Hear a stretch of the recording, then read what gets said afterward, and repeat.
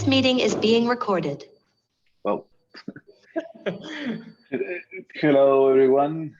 Before we start, I would like to do the acknowledge to country, and then we will continue. So I acknowledge that we are meeting and working on Aboriginal land, and I pay my respects to the Padawa people, the traditional owners of this land, its skies and waterways. I pay honor to elders past, present, and emerging. So welcome to the Monday Design Forum from the University of Tasmania. And today I want to welcome Scott and Elliott. They are a creative duo of the creative team of Mona.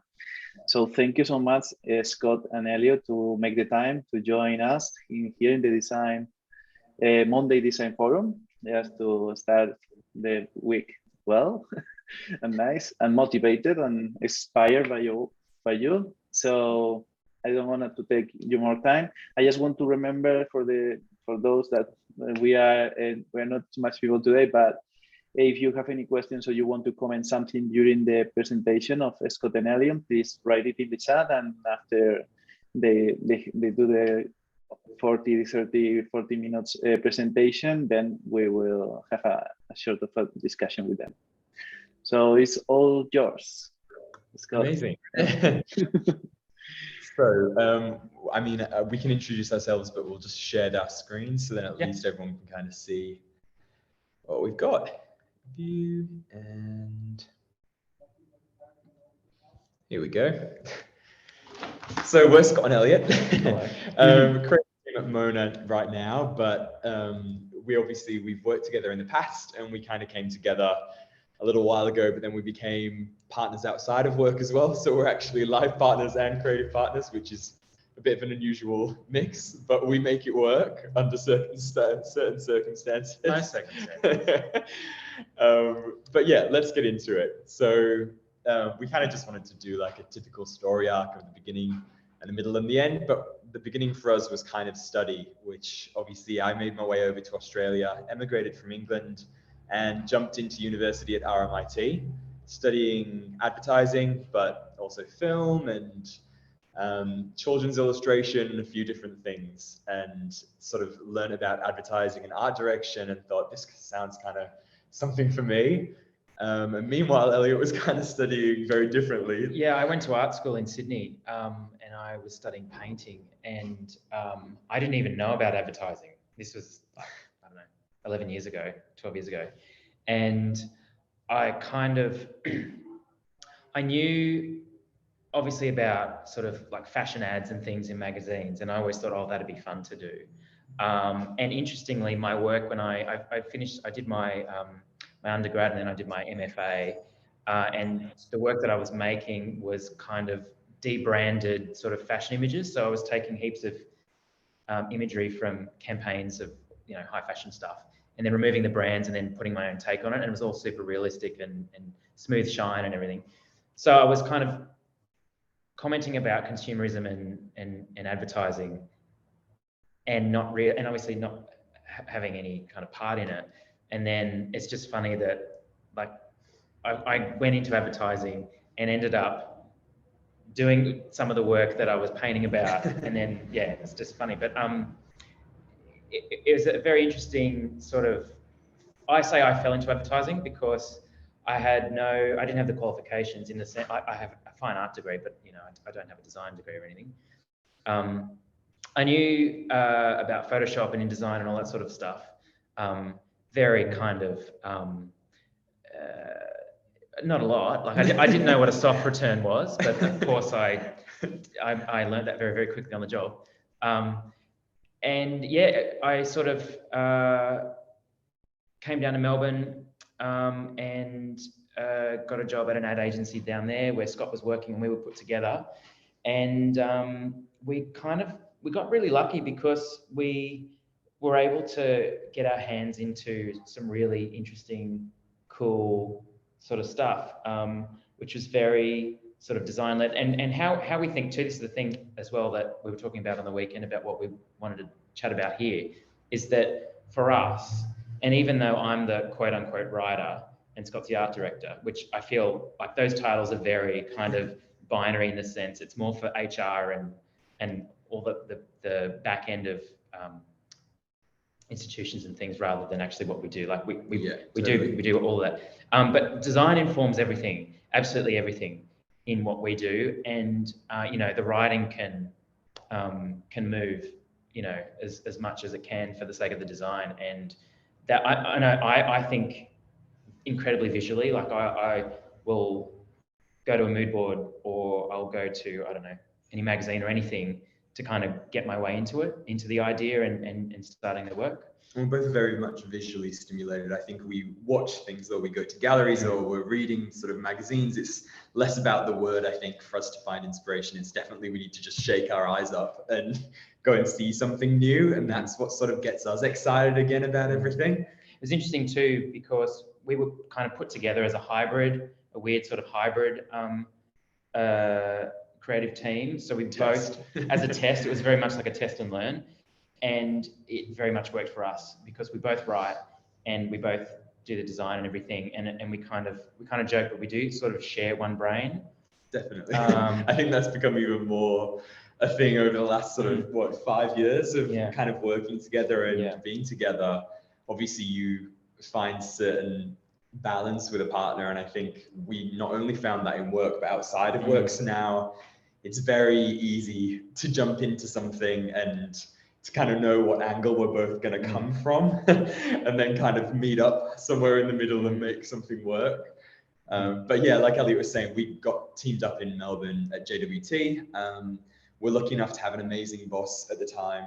And we just were thrown some incredible sort of briefs, and a lot of them were visually led.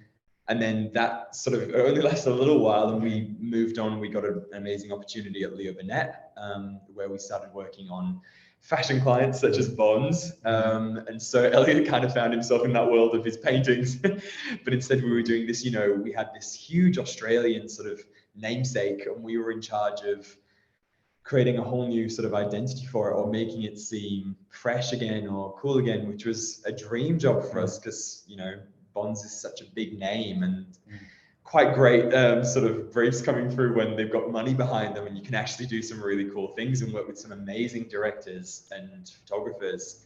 So that was sort of a whole chapter for us, and it kind of helped us realize that we wanted to keep going with advertising and see what else was out there. And that's when we kind of left. I think we decided we wanted to go to New York or London and travel and see sort of what the rest of the world had going on for it. I think we're both of the mindset that if something kind of becomes not easy, but if it kind of is the same old, then we're either not scared of it or we don't get like really revved up by it, then we need to change things. And yeah, it was definitely a case for me anyway. I just really wanted to try and if it failed, it failed.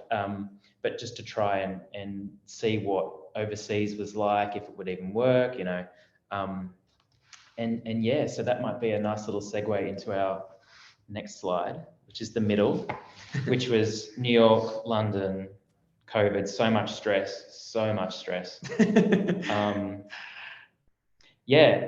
It was a lot. New York was a lot. It was very much like, and also too, it wasn't like we were going into it with our eyes kind of shut. Like, of course, New York is a lot, and any other market outside of Australia is a lot. And just the number of interviews we did, and to be honest, like I was actually surprised at the number of interviews we got. Yeah. Like I really, and some of the, like you went to RGA, you went to some really cool places down in Dumbo. Yeah. I went to this really cool independent sort of fashion-y spot. And the people were great. And so we got to chat to a lot of people. You did a little bit of illegal work. But yeah, it was surprising how many Aussies there were also in New York. And I think there was already kind of a network there that felt like a little bit of a home, but they were also, you know, the first people to tell you how hard it is to actually, getting in is kind of like the easy part there. Once you're in, then it's kind of like dealing with, oh shit, now I'm in New York and this is life and I have to kind of sustain this. And I think just on the back burner while we were there, we were also doing a lot of life working out of like, is this place actually for us? And I think I was personally coming to terms with how important sort of your space is and where you are for your creativity and inspiration. And I think Melbourne was such a hub for that. And I think I'd become so comfortable there. Like I knew it like the back of my hand, and you're part of all the new things that are popping up, and there's always something new happening. And I think it's easy to be charged up. Whereas in New York, everything was kind of at arm's length away. Like it felt like you could kind of, you knew you're in New York, you know things are happening, but you just don't know how to access it. And I think that kind of started to get to us a little bit, and we just it felt so foreign to where I'd come from the UK and from Australia. It just felt so different. And I think we realized we kind of just, it just wasn't on the same sort of frequency as what we needed. And it was, because I'd always wanted to go to New York and kind of like live there as a painter, which is, you know, a dream, whatever. And maybe in the 70s you could do that, but you certainly can't do that now. And so it was very much me processing that and thinking, okay, you've had this idea in your head, and there are certain realities that, you know, they don't match up. And so how you can only flog a dead horse for so long. So that's when we thought, let's just go to London. And interestingly, I feel like what you were saying about New York, about things being at arm's length and all that sort of thing, I feel like London is the same in that sense. Like when you first get there, there's, you know, so much inaccessibility to all the enormous amount of things that are there. So it's this real catch-22. But funnily enough, we kind of fell on our feet and made some really, really great friends who were extremely generous. A lot of them were Aussies. And because it was them kind of continuing on their good karma, because there was another network of Aussies there that had helped them. And so we kind of created a little friendship group, which was great. And I think with London too, it felt more familiar. I think it definitely still felt like home in a way. Yeah. So I feel like we felt like we could sort of plant our feet and actually put down some roots, and sort of it didn't feel as scary or as foreign as New York at all. And I think it was such a nice segue from Australia. And I think for anyone who's wanting to do that, I think it's always, now I pass that on. I'm like, oh, you know, if they want to do New York, it's like, okay, really look into it and maybe do a holiday, because I wish I had first, and then think about it. Whereas instead it's like, oh, London's also this great option. Europe is so close. So you can figure out so much more culturally too, and see so much more than just one country on a dime. You don't need to be on a lot of money to do it. I would also say too, because with Australia and the UK, how you can do the 2-year working holiday visa, which is what I was on. I would, if you want to do it straight out of uni, great, but I really think I would delay it until you're at least midway in your respect, whether you're a designer or whatever you are, because it's really, really expensive living in London. The wages are really bad. Even if you're kind of mid-senior, they're not that good. And so I think I'm really glad that we kind of went there, and when we did, rather than like we had friends that went when they were straight out of uni or whatever, or starting a career.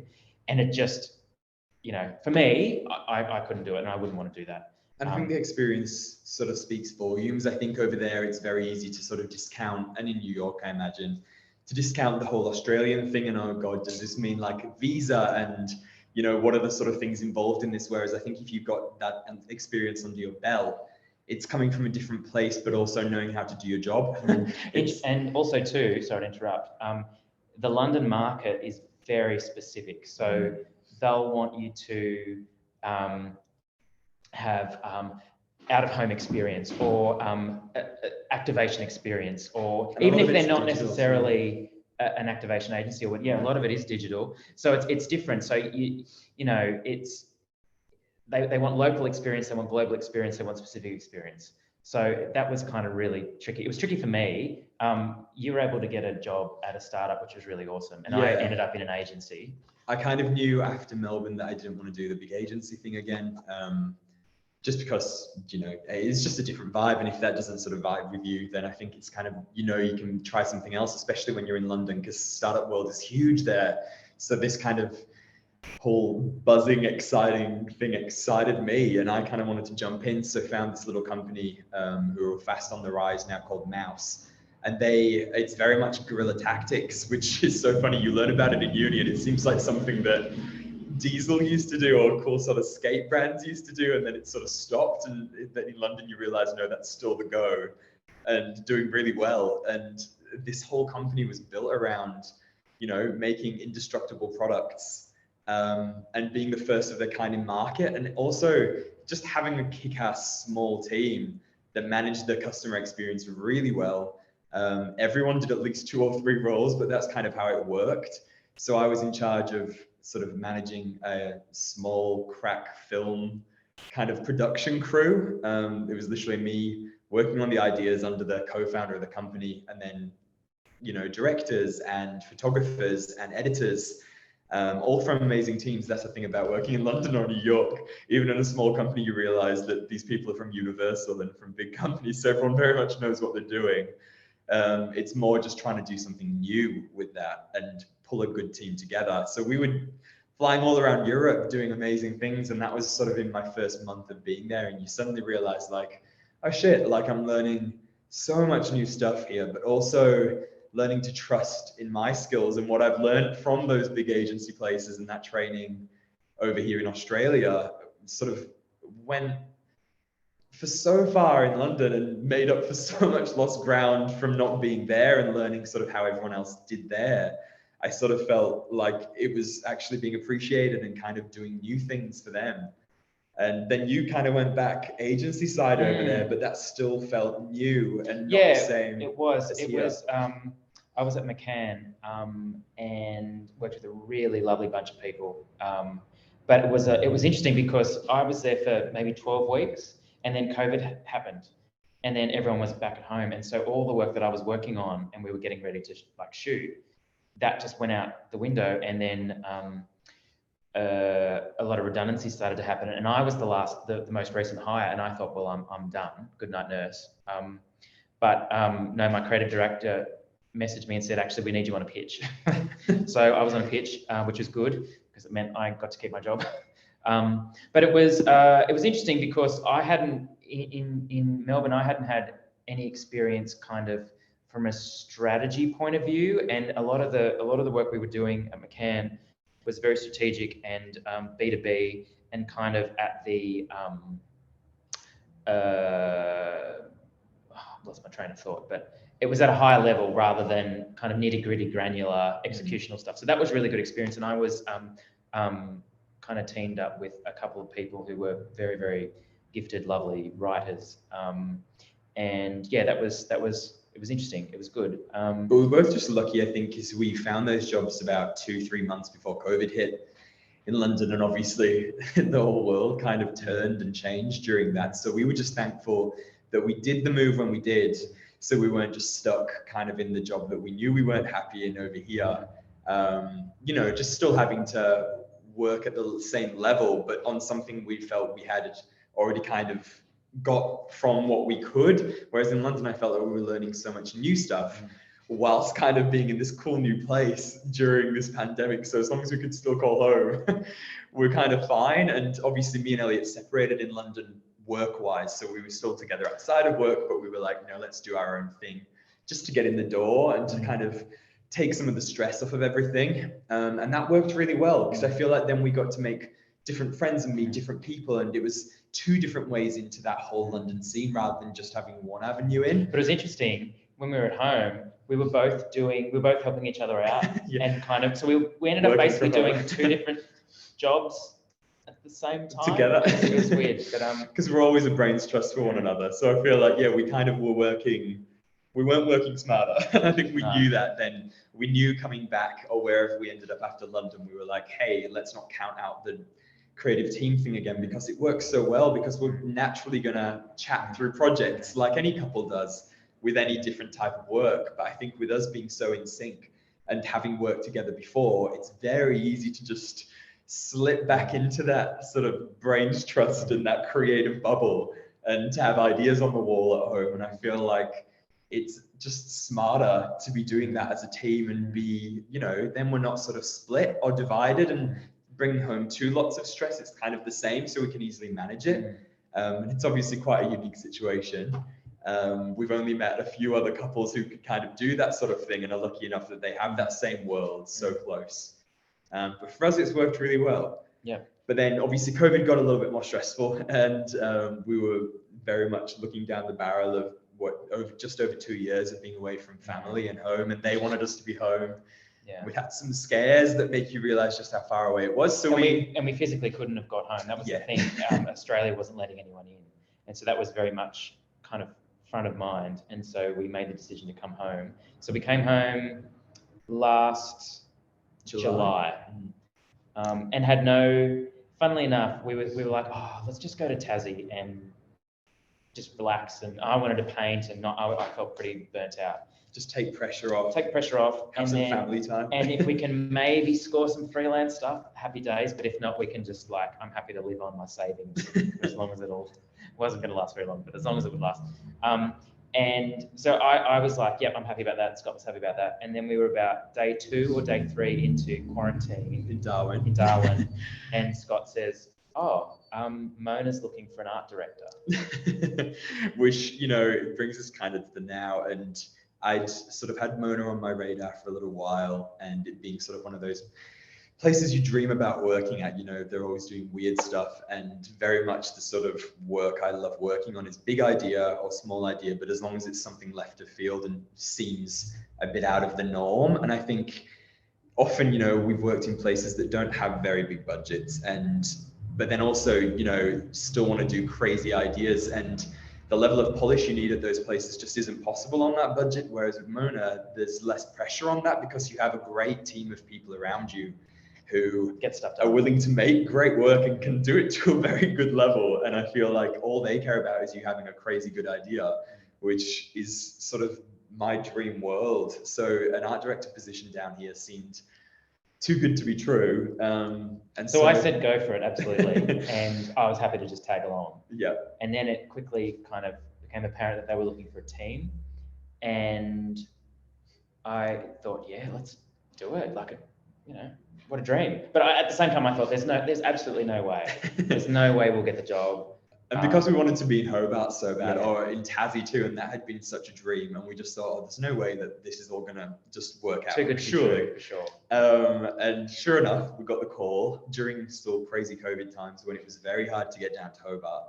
And I think it was the morning of. I think we'd been in chats with the sort of team working to get people in Hobart for weeks, and I think I got the call that morning saying like, yep, cool, you're free to come down. I think my flight had been booked at 1 o'clock, so luckily I had my sister with me who just helped me throw my life into a suitcase once again, and flew down. Elliott flew down a week later, and we just started work from quarantine. And since then we've just been kind of living the dream in Hobart and sort of getting used to how things work sort of in-house, which is very much similar to how I worked in London at the startup.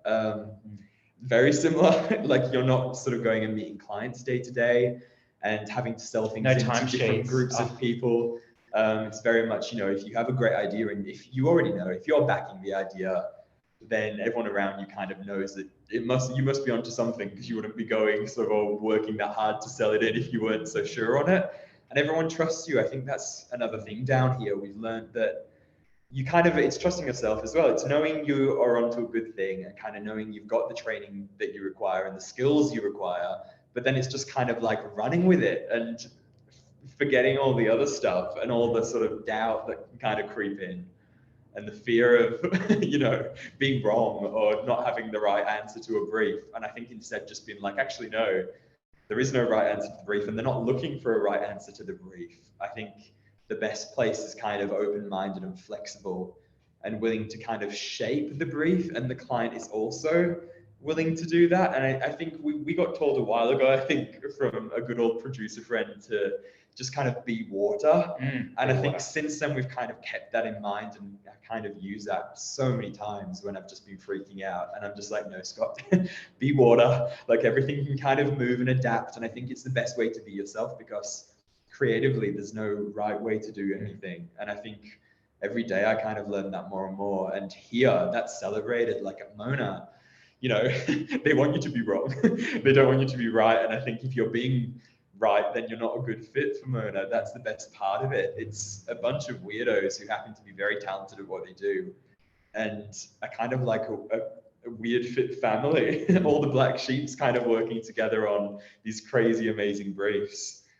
But then, yeah, I guess Hobart in itself, the other reason we wanted to move down here was just the fact that it's this natural So much nature. space, this island just kind of off the edge of the world, off another island, and the fact that it's still forgotten off the sort of maps is kind of perfect for us, because we just needed not only some downtime but some space to think. And we're both creative outside of work, and we hustle kind of on our own things. And Elliott's a painter, I'm a writer, I work on children's books, but now more so I've been working on my first sort of novel. And I think having the space down here to do that kind of thinking, and no stress, and the fact that your work kind of integrates, it's not even work, it's more like a career choice. And I think it integrates so much easier with that kind of creative outside of work.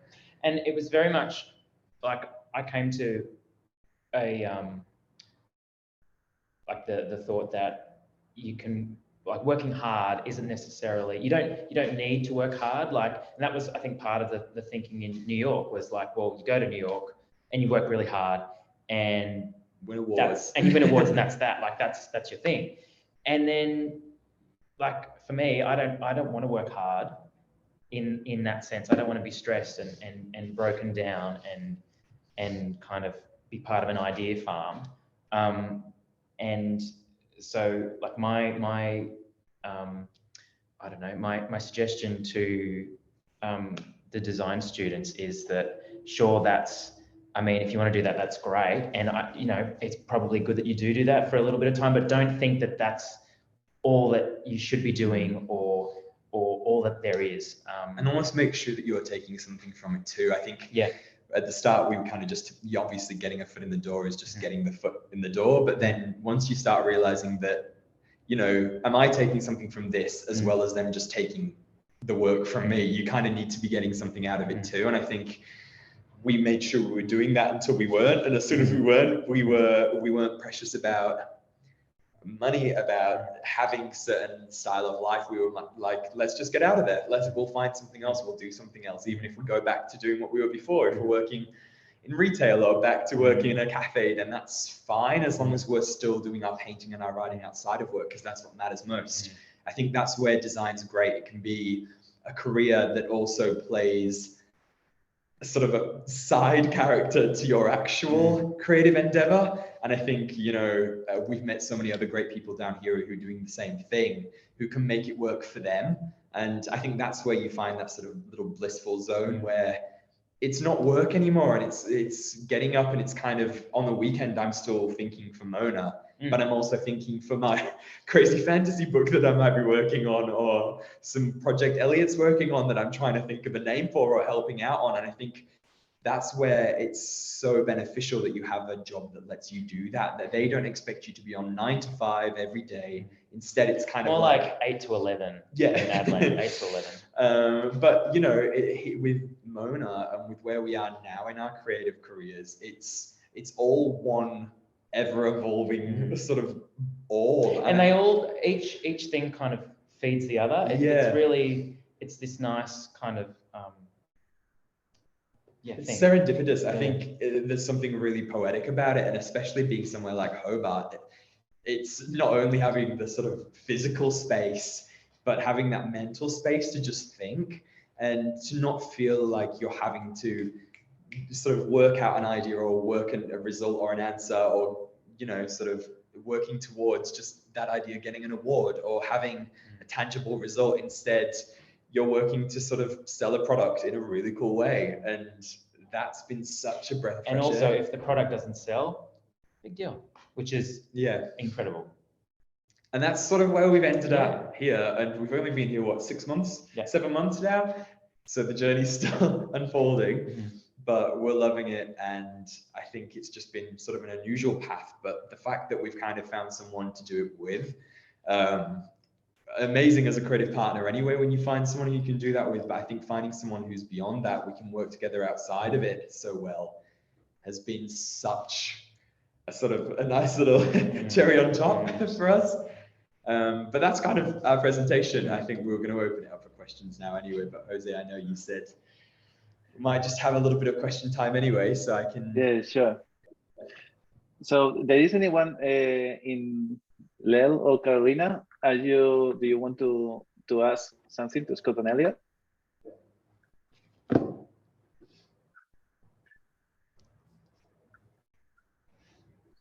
Sorry, guys, I'm on my phone. Yes, Hello, no I'm worries. Carolina.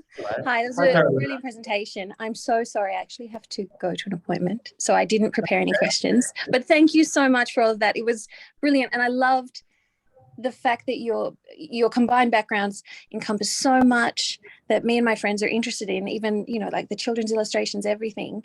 And to think that this is where it's led you to, it's, yeah, it's given me a lot to think about, but I'm sorry, I haven't prepared any questions. That's okay. Oh, no Thanks, worries. Alright. Carolina. Thanks again. Bye-bye. Bye. Thank you, Carolina. Okay, and Lely is on the office, so she cannot talk, so she might write some questions she might type some of the questions in the chat. So what happens when you argue? We don't really, which again, people must be like rolling their eyes going, oh, as if, but we really, like, it's so chill. And yeah, there really isn't any. We don't really argue. I think if No. ever there's never really even creative disputes. I think we definitely know when something's not working creatively, and it's very easy to kind of be, but I think that's what makes it even easier, because we're a team outside of work. There's no stepping on toes or tiptoeing around each other. It's very much like, oh, that's not working. And the other one just trusts that, okay, cool, I'm not seeing something right now that I probably need to be. And I'm the same if, you know, we're building a deck or we're working on a presentation. It's very easy to just hand that over to the other and to just pick up left off. No, it's like, for example, Lel is asking, wondering how you define your roles together, or if this flows organically, or how does it go? Well, when you're working on a project. I mean, I think we were put together as a hybrid team. So from the very start, it's been people trying to put us in a box, and us kind of been like, no, no boxes, please.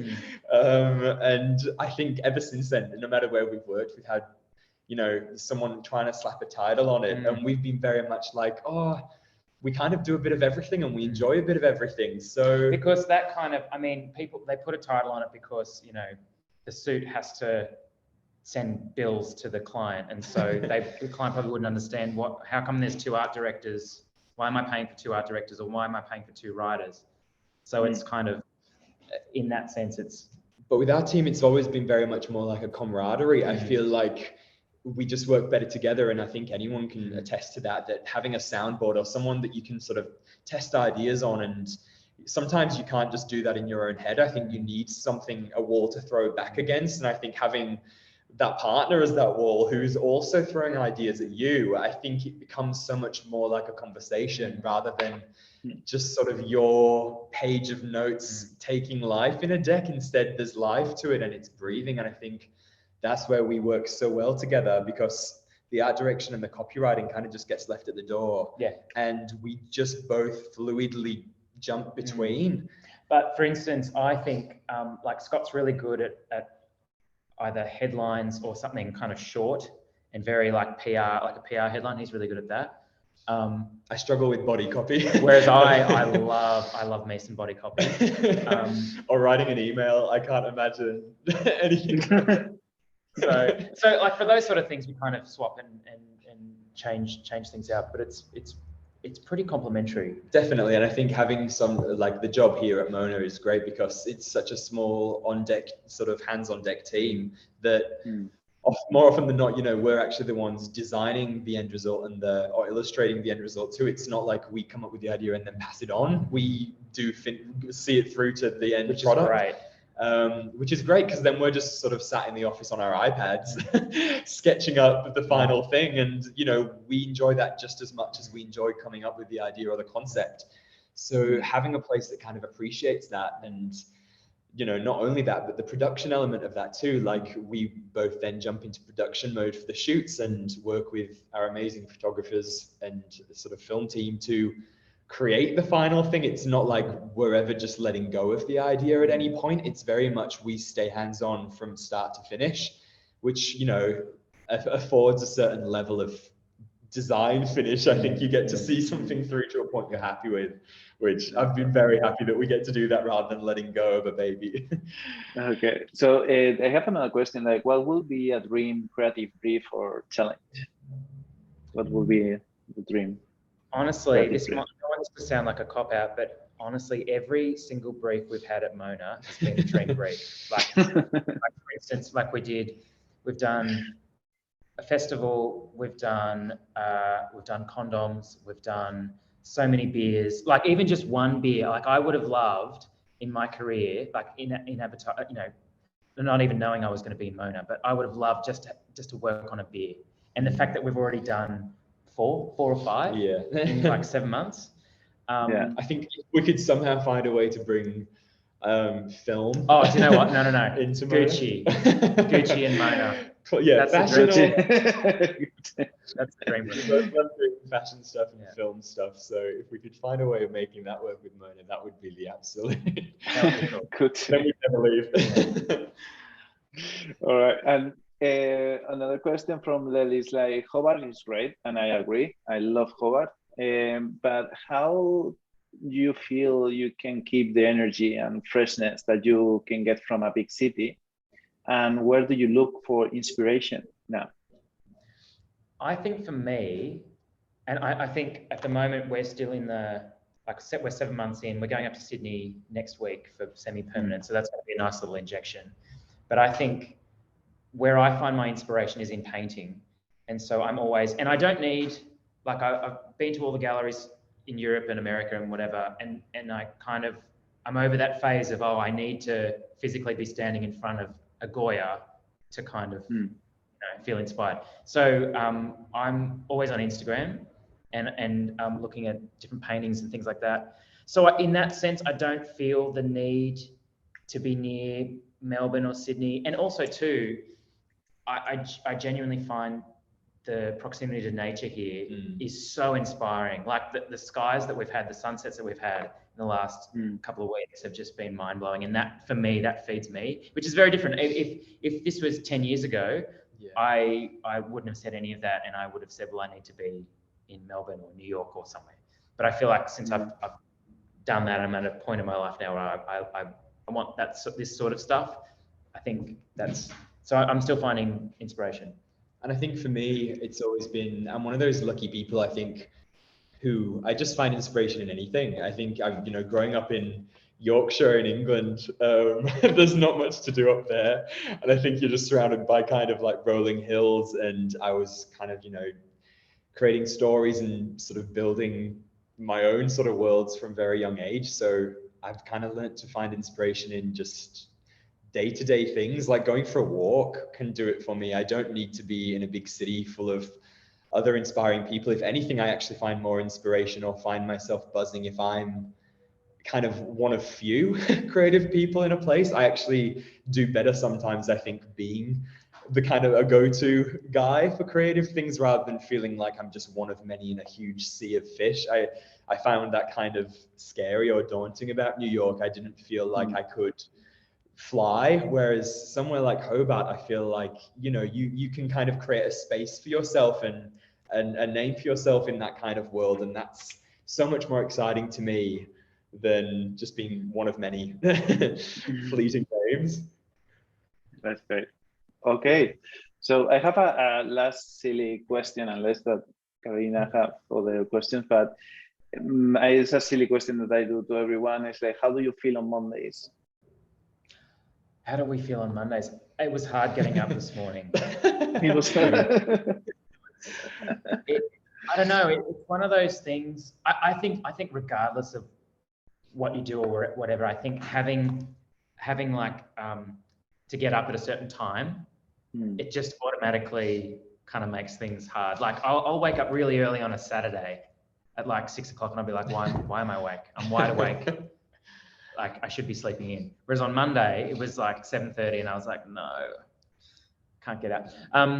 I like Mondays. I think Mondays can kind of go one or two ways. I think it's up to you to frame it, though. I feel like if you charge into a Monday and you kind of use it as a springboard for the rest of the week, then it can kind of make for such a good starting point. But if you kind of just let it get away from you and you kind of, you know, take it a bit easy on a Monday, then you can you're kind of setting the tone for the rest of the week. It's like, I don't know, I'm a big yoga person, so I find like what you do in the first sort of 5 minutes or 10 minutes of class can very much shape the rest of your practice.